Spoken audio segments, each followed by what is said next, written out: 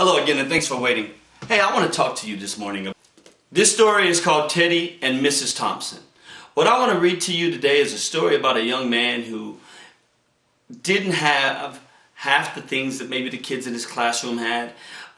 Didn't dress the way they did, didn't act the way they did, didn't do a lot of things the way they did. But no one knew his home situation until the teacher finally actually started to investigate into it, or actually started paying more attention to this child. And as she paid more attention to this child, she found out that this child really wasn't that bad of a kid. He just needed someone to love him the same way everyone else was being loved. This story is called Teddy and Mrs. Thompson. I'm going to look down because I don't know it by heart, so I'm going to look down and read it. But I want you to listen real close to the very words in which I read.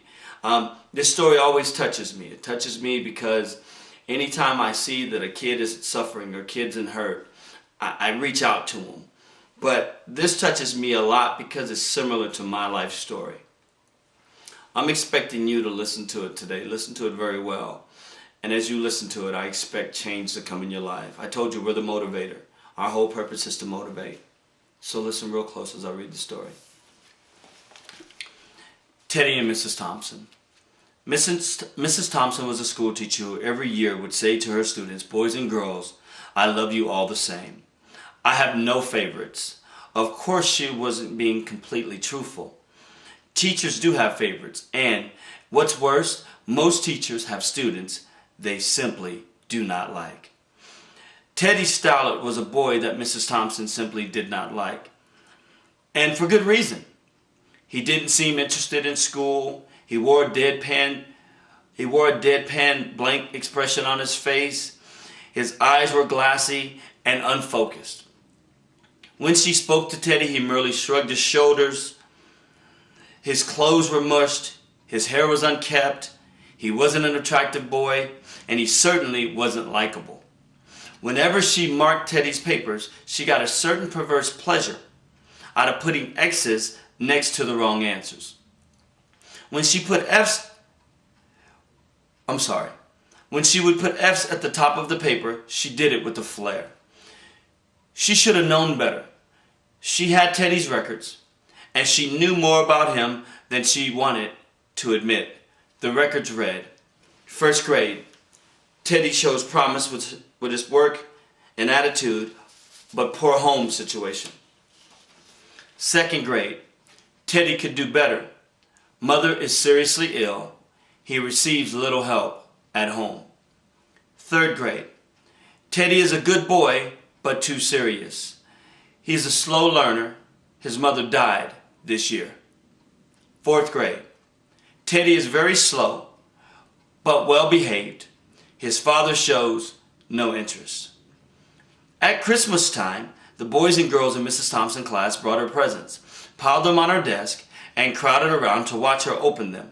Among the presents was one from Teddy Stallard. She was surprised that he had brought her a gift. Teddy's gift was wrapped in brown paper bag, held together with Scotch tape. On the paper were written in simple words, for Mrs. Thompson, from Teddy. When she opened Teddy's present, out fell a gaudy rhinestone bracelet with half the stones missing and a bottle of cheap perfume. I told you this is a touching story to me. I'm going to do my best not to cry. But it's okay if I do, because real men cry too. Listen up. The other boys and girls began to giggle and smirk over Teddy's gifts, but Mrs. Thompson at least had enough sense to silence them by immediately putting the bracelet on and dotting some of the perfume on her wrist. Holding her wrist up for other children to smell, she said, "Doesn't it smell lovely?" The other children, taking the cue from the teacher, readily agreed with oohs and ahs. When school was over and the other children had left, Teddy lingered behind. He slowly came over to her desk and softly said, Mrs. Thompson, you smell just like my mother. Her bracelet looks real pretty on you too. I'm glad you like my presents." When Teddy left, Miss Thompson got down on her knees and asked God to forgive her. The next day, when the children came to school, they were welcomed by a new teacher. Miss Thompson had become a different person. She was no longer just a teacher. She had become an agent of God, committed to loving her children and doing things for them that would live on after her. That's why we do this show. We are known as the Motivator because we want to do some things that are going to help you become a better person so that you can become an agent of God, so that you can become the person that you have been set out to be. We've said over and over again, this is not a religious program. We've said over and over again, I'm not trying to push faith on you, but I'm saying that you're going to have to seek someone to help you become a better person. I think I got the words, but I think you're going to have to make the change. I'm going to finish this story, and at the end of this story, I'm going to tell you some things that you can do. All right? Hold on. She helped all the children, but especially the slow ones, especially Teddy Stallard. By the end of the school year, Teddy showed dramatic improvement. Go Teddy. He caught up with most of the students and was even ahead of some. Once the year ended, Miss Thompson didn't hear from Teddy for a long time. Then one day she received a note that read, "Dear Miss Thompson, I wanted you to be the first to know. I will be graduating second in my class. Love, Teddy Stallard." 4 years later, another note came. "Dear Mrs. Thompson, they just told me I will be graduating first in my class. I wanted you to be the first to know. The university has not been easy, but I have had a good 4 years. Love, Teddy Stallard." And 4 years later, "Dear Mrs. Thompson, as of today, I am Theodore Stallard, MD. How about that? I wanted you to be the first to know. I'm getting married next month, the 27th to be exact.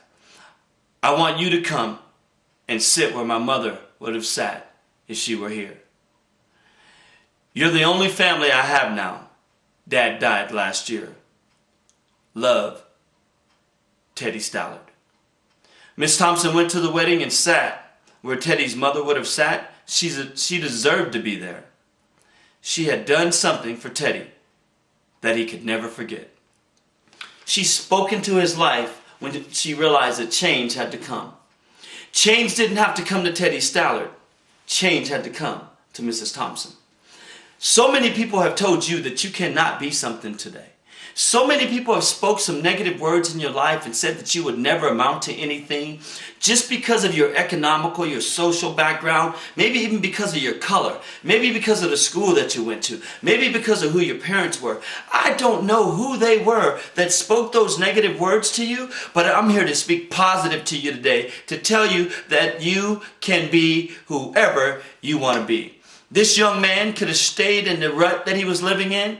He could have had the remorse. He could have continued to feel sorry for himself because his mother had died and his dad didn't care about him.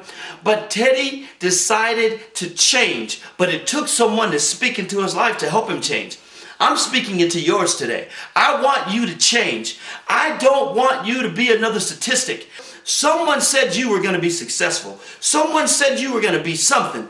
I expect you to be that. Don't let anyone turn you around. Don't let anyone put you down. Whatever people say about you, I want you to take those stumbling blocks, because that's all those words are. They're stumbling blocks. And I want you to take those stumbling blocks, stack them up as high as you can, and start stepping on them until you achieve the place that you're supposed to be. Go from stumbling block, turn them into stepping stones, and at the very, very top, I'll see you there. I'm the Motivator. I believe in you, and that's the reason why we're here. We'll talk to you soon.